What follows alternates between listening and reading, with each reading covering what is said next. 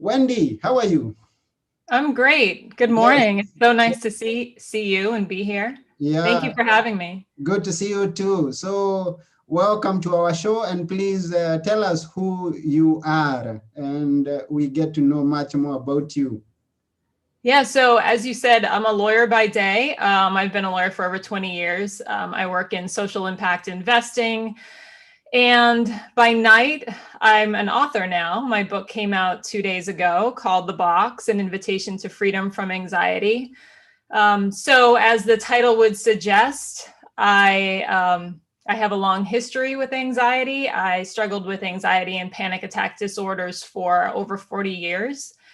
And about 6 years ago, decided to find my way out of that box, which is where the title of the book came from, which had become a prison, and started writing my way through as a cathartic process, really to save myself. And then about halfway through, I sort of started to see this process come to life and thought that maybe it was a message that I could share for other people that were struggling with the same issues that I was. Wow, thank you very much for that quick intro. And I really didn't even know that the box has just come out. So we are going to get it when it's hot. So, Yeah, yeah, exactly. so it's a great honor that we are getting to talk to you when it's just come out so that we get to enjoy before the others have enjoyed it. So, please, can you tell someone who is listening, let's know what is anxiety, because some of us find some English words a bit complex. Oh, yeah, no, that's fair. Mhm. So there's really a range, maybe stress is like the beginning of the anxious state. And a lot of us, well, everybody experiences just a normal level of stress throughout their day. Mhm.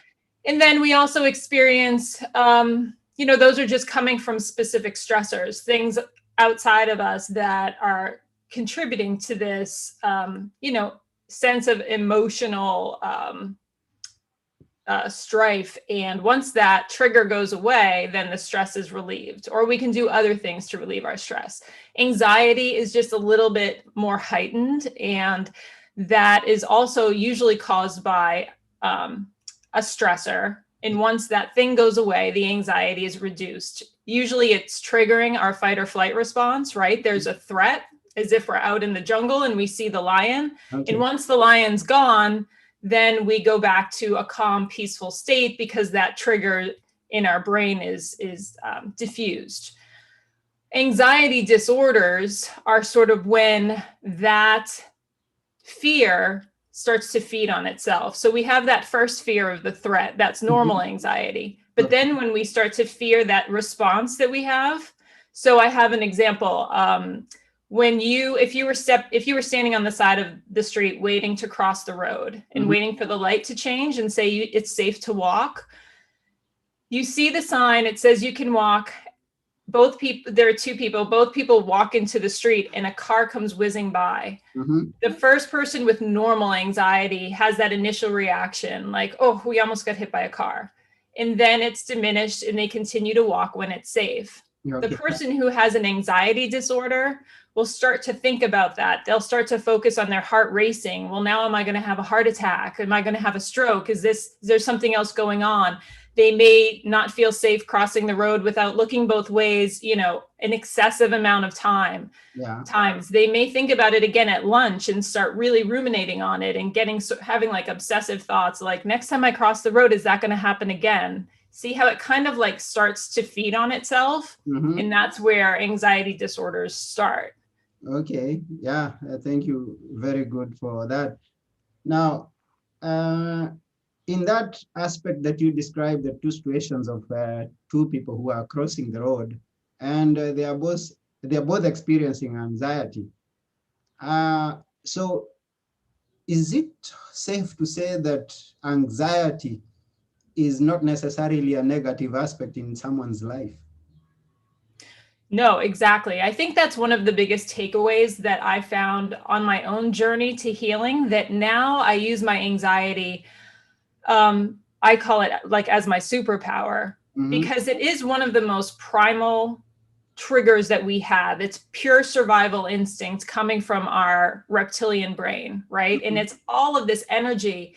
And when we feel like we're afraid of it because it's uncomfortable and we try to push it down or box it in, it needs an outlet. So that's when we start to feel like we're being torn apart at the seams. That's where we have things like panic attacks, where we can't breathe and our heart's racing. And because we don't know how to metabolize all of those stress hormones in our body and all of these obsessive thoughts that we're having. So once we can channel that in a more positive way, as you're suggesting, we can really, I've used it in ways to heal a lot of like open wounds that I had in my past, because thinking about them caused anxiety. So rather than being afraid of that anxiety, I focused more on those situations that were bringing up those emotions. And they were places that I needed to heal or forgive or just spend more time with it. You know, and in the present, when you feel anxiety,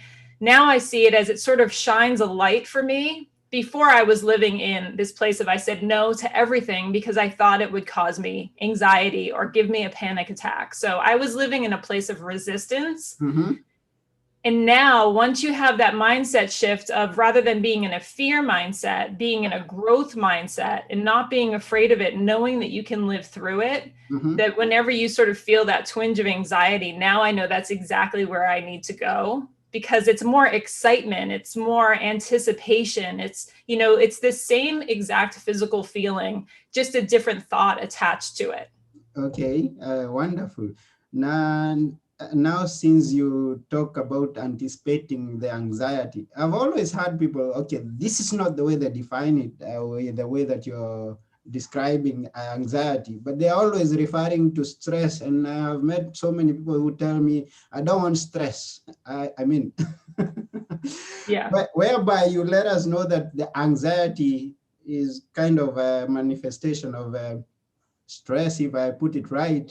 So it's good to welcome the anxiety, to be anticipating the anxiety and welcome it and know how to respond to it, if I get it correct. Yeah, I mean, knowing that, I think that's a big part of it. To be afraid of it, that's when you're living in that place of resistance, like I was saying. But knowing that anxiety is a normal part of our state, the human state, right? That it's going to come up and it's not going to harm us, it's not going to kill us, that we can really use it in a way that, you know, that like you were saying too, it starts with the thought behind it. If we're fearful of it, then it just spirals out of control. If we see it as, oh, these feelings can be feelings of excitement, not of fear, in that you can move, it can actually be, you can use your fear as fuel and to motivate you, you know, rather than being paralyzed by it. Okay, that's good. And now, which are the, I mean, you tell us you are in that box. Can you tell us a bit more about the box that you are in? Okay, you just touched on it, but would like to know a bit more. And because I believe it's somewhere that some people right now listening to this could find themselves in. And so they have to identify and discover and realize that they're in a box and get the way to get out of it. Yeah, that's a great question, because I was just thinking about this story this morning. It's really about, there are 3 levels of awareness. And I think bringing yourself to a different level of awareness is important to really identifying the box that you're in, like you're saying. So the first level of awareness is contracted awareness. And this is where we're focused only on the problem. And I was in that place for so long. I was so hyper-focused on the anxiety and so afraid of it coming back up again. That's why I built those walls. And I found myself, I was in Utah at the time with my first husband, and we were going to ski, and I was new and he was like a professional. And so I was having a really hard time getting comfortable with the idea, and knew that, well, had convinced myself I would have a panic attack up on the chairlift and have no way to get out. And, you know, I had all these stories I was telling myself about how disastrous it would be. You know, the anxious mind likes to catastrophize, and that's exactly what I was doing. To the point that I couldn't leave the hotel room. It was a beautiful sunny day, snowy, and I couldn't leave the hotel room. And so he left. I was crying. Yeah.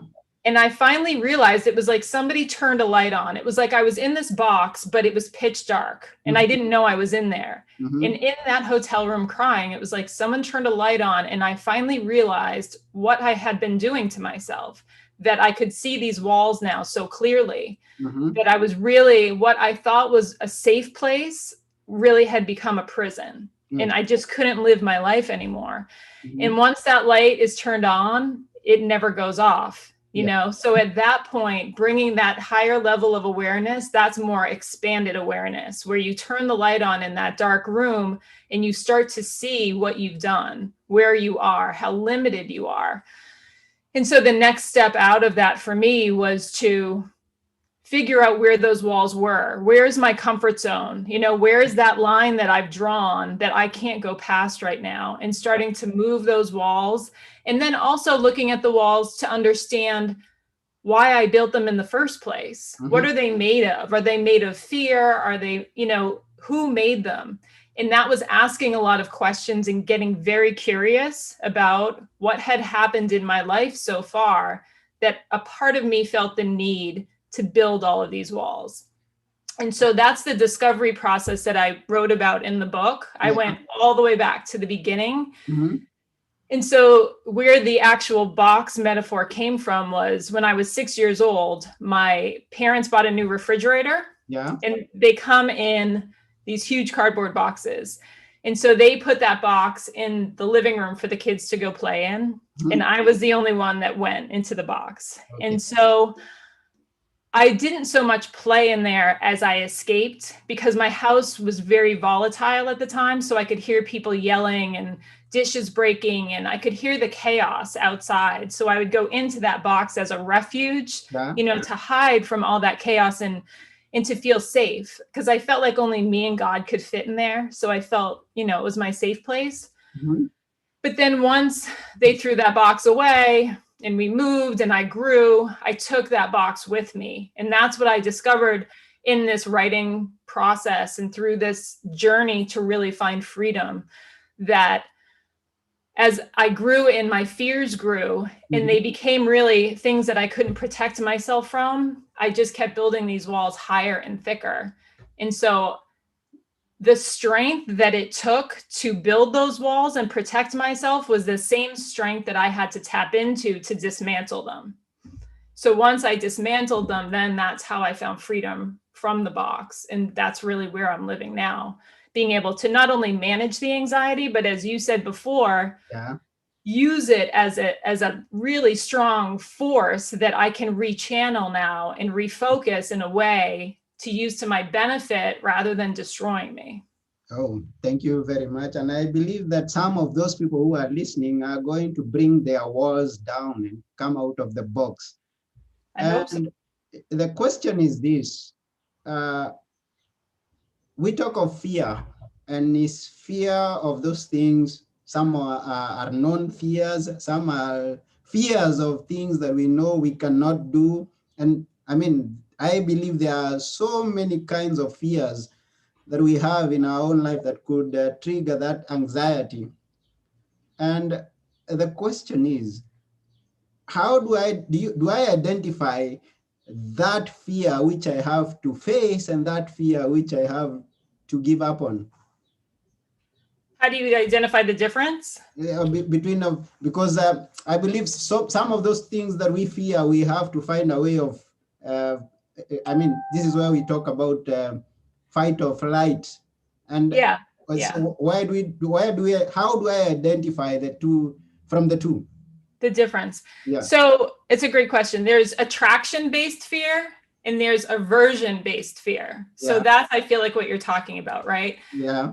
So Martha Beck, who's a best-selling author and life coach to Oprah Winfrey, I took several of her courses, read several of her books. She's wonderful. She talks about, it's like tracking an animal, which she actually does. She goes on these excursions to track animals, and you're either on a hot track or a cold track.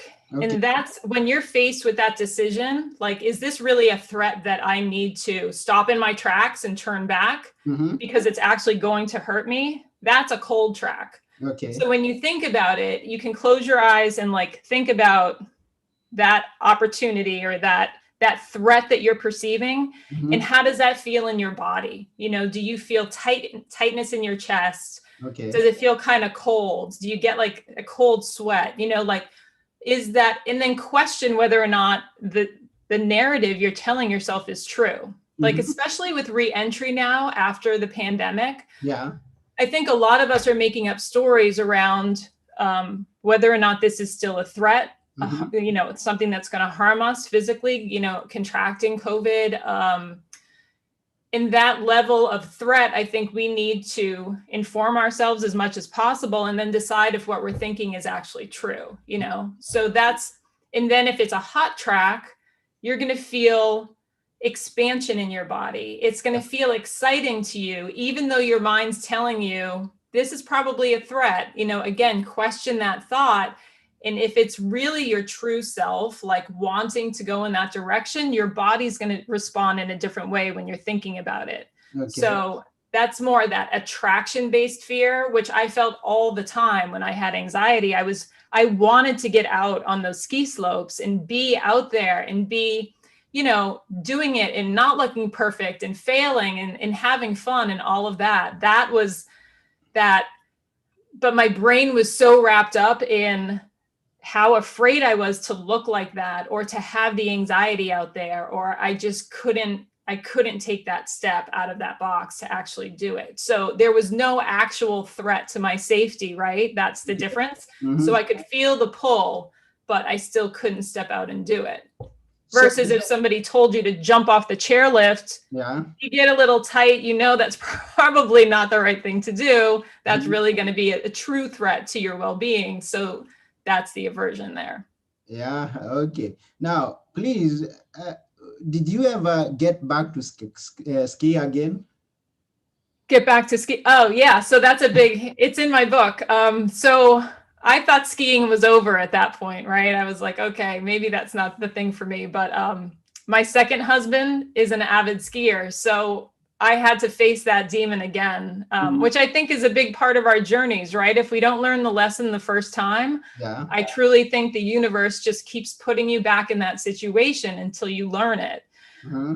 So now I ski all the time. And every time I go out, it's another lesson. My husband always says, you cried again. At the beginning of the day, if I cry, I know it's going to be a good day, because I'm feeling all of that fear that used to stop me in my tracks. Like I wouldn't go out. Now I go out and I go out crying because I'm processing all of this emotion. I'm literally terrified, but I do it anyway. And then I'm so exhilarated on the other side. And that's where the anxiety can actually, it's like skiing. So when you ski down a fall line, you think you're going to fall, right? Mm-hmm. But those skis lift you up, and then you feel like you're at one with the mountain. That's a perfect metaphor for the anxiety. If you just lean into it, Mm-hmm. then the universe just lifts you up as you lean into that. And that's where the peace and the excitement and the exhilaration comes from on the other side. So is it the second husband who brought it up again, or you are the one who suggested that you want to go and fight your? No, I didn't. I can't say it was me. No, it was him for sure. I was not skiing at that point. No. So is where you say the universe is going to bring again the test the second time so that you can fight. Exactly. I was doing my own, that's part of my exposure therapy. And that's part of getting past, especially that's part of now, right? Re-entry, like people who have social anxiety, getting back out into the world as we reopen again after the pandemic. That's a big part of it, to expose yourself to these things that are mentally causing you anxiety or stress, to keep going out there so that you retrain your brain, and your brain doesn't think of it as a threat anymore. It gets comfortable in those situations. And I believe this is not such an easy thing for many people to identify, and then to come out from the places they find themselves in, the box that is. So some of them could be needing a coach. to help them identify their situation and help them come out of their box. Do you do that?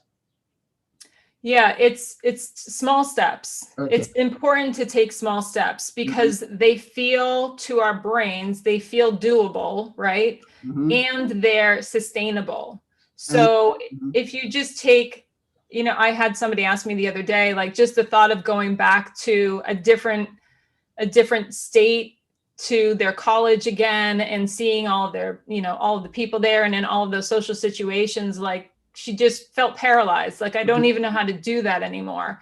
And it's really about leaving the house and going to a store and coming right back to your safe place, and then doing it, 2 times a week, and then adding in something else, and then meeting with a few friends this day, or in a place that you feel safe, but you could retreat if you needed to just start dipping your toe in. Because then as you continue to do that and add on a little bit, then you find that you make a significant change over time versus trying to get from A to B, which is like a 90-degree shift. Yeah. Our brain, that just causes anxiety immediately in our brain, and it's not sustainable. Even if you do it, you'll probably panic and you'll go right back, so it's really important to take those small steps. Oh, thank you very much for letting them know that is taking the small steps. And actually, where I was aiming at is whether you yourself now, because you've written a book, so it's and it's something that you've been through. You've been in the box and come out of the box. Whether you work with people one-on-one to help them identify and come out of their own box. Oh, As can a, I? as a coach, Yeah, yeah, yeah, you do that. yeah. Mm-hmm. Exactly. Yeah. So I do one-on-one coaching, and it's on my website, wendytamisrobbins.com. Okay. And I do some free discovery calls that are about 20 minutes to sort of, define the issue, see what's working, see what's not working, see exactly where people are in terms of the box that they're in, and where they are on their journey. So I think those are helpful.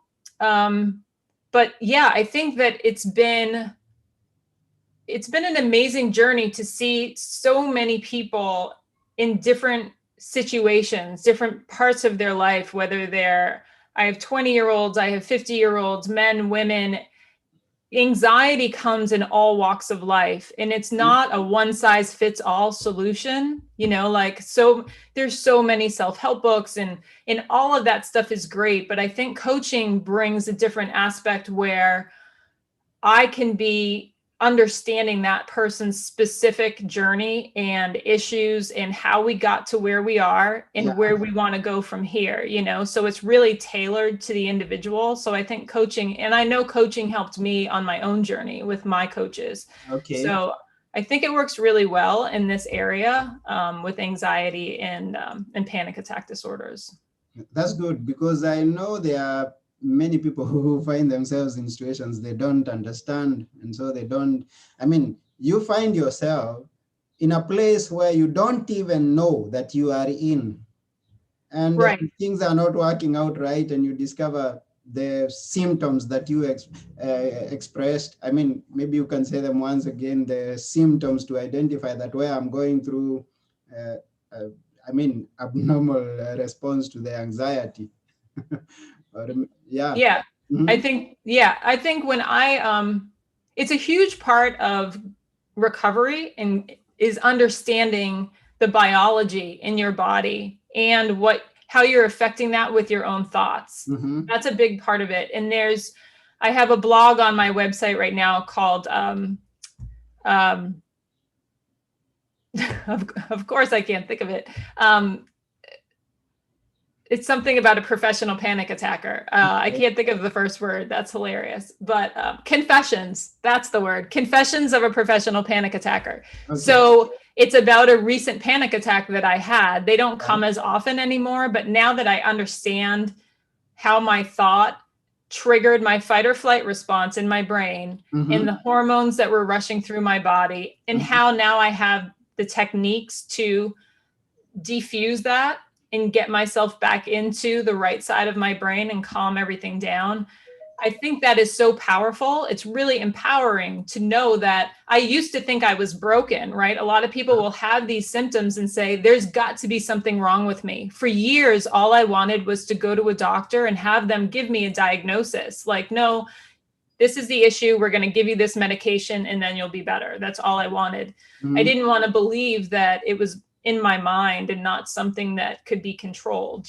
Now I understand differently that I can control my thoughts, but understanding the biology and knowing that, oh, this is exactly what's supposed to happen. Like, I had a client yesterday who was like, I'm so triggered by this. I'm so obsessed. I can't stop thinking about it. I can't focus on anything else. And I said, yeah, that's exactly what's supposed to happen. When your fight or flight response is triggered, your focus narrows only, into only that threat that's in front of you so that you can survive. I mean, that's what's supposed to be happening. So I think when you understand all of that, it relieves that pressure. It alleviates all of that, that weight of feeling broken. And I think that's really important. And so then it also, helps you bring in those techniques and learn how to, like I said before, diffuse it in the moment. Ah, wonderful. And yes, with the website, the blog, and where to buy your book, we are going to provide that on the links, and so people can order your book. Your book is The Box, an invitation to freedom from anxiety. Yes, the listener who is listening, you can be free from anxiety. So the book just came out, did you say 2 days ago? Yeah. So how long did it take you to write it? Because I was going through my own healing journey while I wrote it, I think it took me a little bit longer. It was about 2 years to really get everything in there. And then another year to edit and find my publisher and, all of the things that go into it to actually get a book in your hands. But it's been out for pre-order for a long time, and we had great pre-order sales. And then we ran out on Amazon because we didn't expect the sort of overwhelming response that we got. So it's been going really well. And the process was something I'd never experienced before. It was really amazing. And it's your first book, yeah? It is not my last, but my first. Not your last. Definitely, we will be waiting to hear more. And this is part of your story. I mean, it's your story that is in the book that you tell us. Or do you have several other case studies that are going to maybe make us see a wider picture of this situation? In the book? Yeah. Yeah. So the book is broken up into 4 parts. And so it illustrates building the box. And so it starts back in that sort of childhood trauma and then adding on destructive perfectionism, because we want to look perfect on the outside so that we can hide what's going on the inside. And then people pleasing so that you can feel that's sort of when that initial break happens, right? When we abandon ourselves to do whatever it takes to gain the acceptance of people that we want that connection with. Yeah.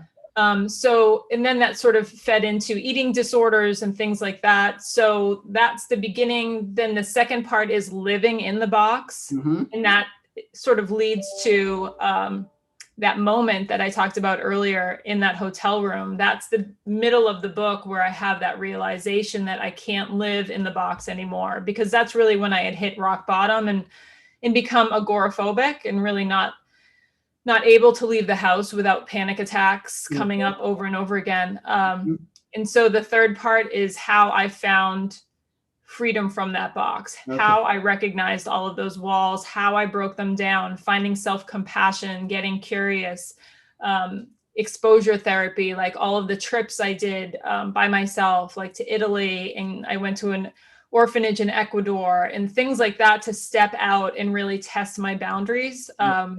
And also went through a divorce during that period. And then the final part 4 is what living outside the box looks like and how, because there's always going to be that draw to go back to that safe place. Yeah. And I call it the breadcrumbs. There's always those breadcrumbs that look kind of attractive to bring you back into that place of resistance because you have a false sense of security there. Mm-hmm. And what the work looks like to keep coming out and keep opening those doors rather than closing them. And so really how to live your biggest, fullest, best life on the other side of those walls. Oh, so wonderful. You've laid it out quite well, such that even before I read it, I know there is how to identify, how to work at it, and how to come out of it. So Thanks. that's a good arrangement. And how much is the book going for at this particular point? How much? $500. No. So the paperback is $18.99. Okay. The audiobook, I think, is a little bit more than that. Audio is always, I think it's the most popular medium now. People like to listen, right? So I think that's like $22. And then the ebook is $9.99. Oh, wonderful. And it's available where all books are sold online. And then a handful of bookstores in my area. Oh, wonderful. We will share that information.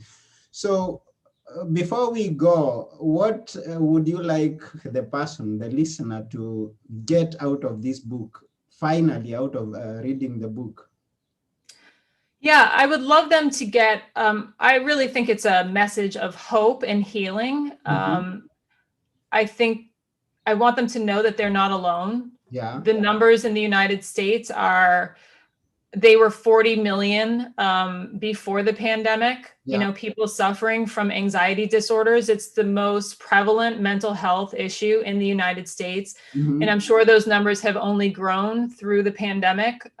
So just know that whatever you're feeling, not to isolate yourself and hide it from other people. I think bursting that bubble and really bringing forth that vulnerability so that you can make that connection with other people. I know from my own personal story, telling people about writing the book and my own struggles, I've talked to not only my law firm, but my clients as well, which I used to think that I needed to hide that, you know, just in terms of keeping my job.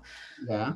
Every single person I talk to has their own personal story, whether it's them having, you know, struggled with anxiety or currently struggling with it now with the pandemic, or a loved one that's struggling, where this book gives a window into what it's like to be in that space so that loved ones can understand it better, you know?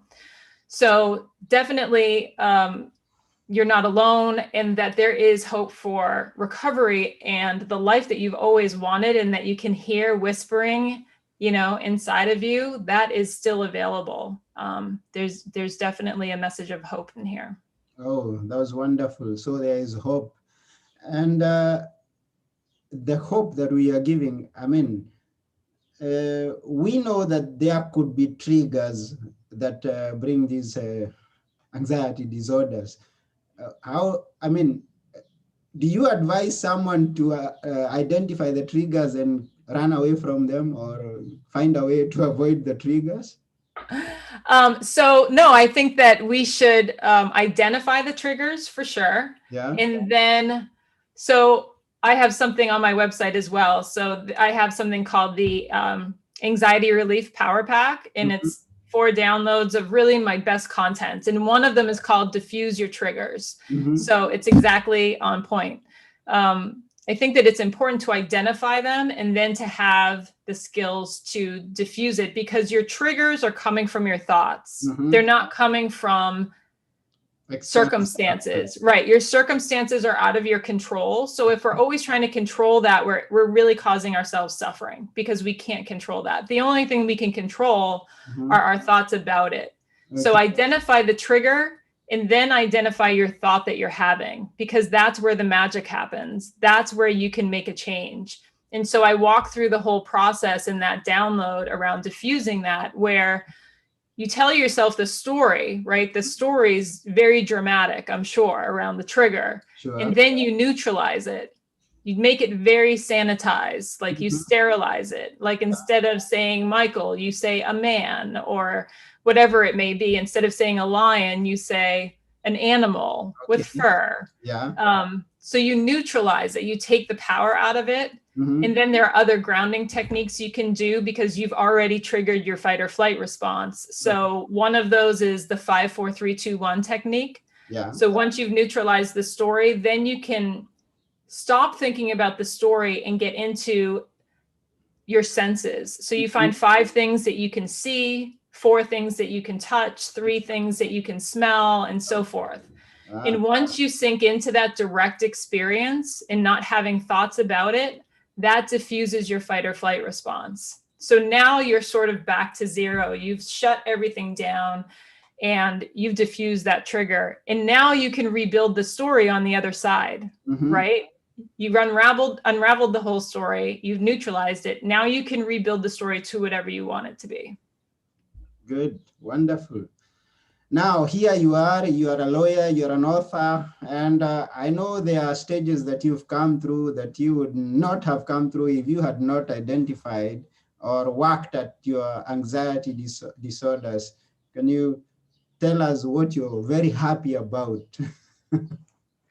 Um,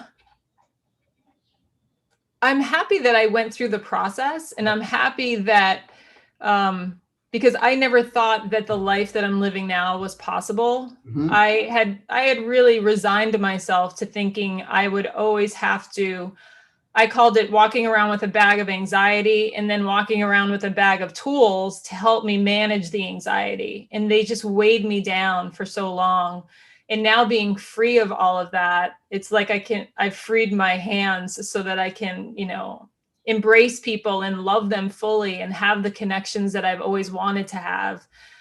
Especially with my marriage now, it's just a relationship that I never thought was possible because I wasn't available to accept love or to give love. Mhm. There's so many ways that anxiety can affect you that you don't even realize it's happening. You can become so shut down and so afraid. So now I love being open to even thinking I can say yes to any new opportunity because I know it will bring up anxiety for me, but I can live through that. And the life on the other side is just so bright and beautiful. It's really, I feel like I've benefited from the journey. So I would never say, I've had people ask me, would you rather have had a life without this affliction? And I honestly can say no, because Mhm. I wouldn't be where I am now. I wouldn't be the person I am now. So you do really appreciate the challenges that you've been through. Absolutely. Ah, Absolutely. wonderful. So to all those who are listening, you don't have to fear anxiety, but you have to look at the other side, the brighter side of life, and work it out. And Mhm. one of the ways to work it out is from reading a book from someone who's been there and come out of there. And now it's always something good. And I always say, even I've said this in the book that I have written, and it's about looking for advice from those people who have been there and done it.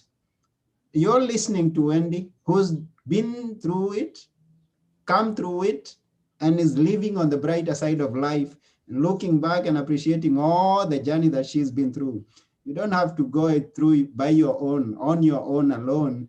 You can just read this book and let it guide you, let it give you inspiration. And also reach out to Wendy and ask for a hand as you walk this path. It may not be easy, but with someone holding your hand who is Wendy, you can always make it and come out bright. So thank you very, very much, Wendy. We really appreciate you being with us on this book talk. And we are wishing that many people may take the book and benefit from it. So thank you. I hope so. Thank you so much. That was so inspiring. I really appreciate the time with you. It was wonderful. Thanks for having me. Yeah, we also appreciate. Thank you and have a good time. Thanks. You too. Okay.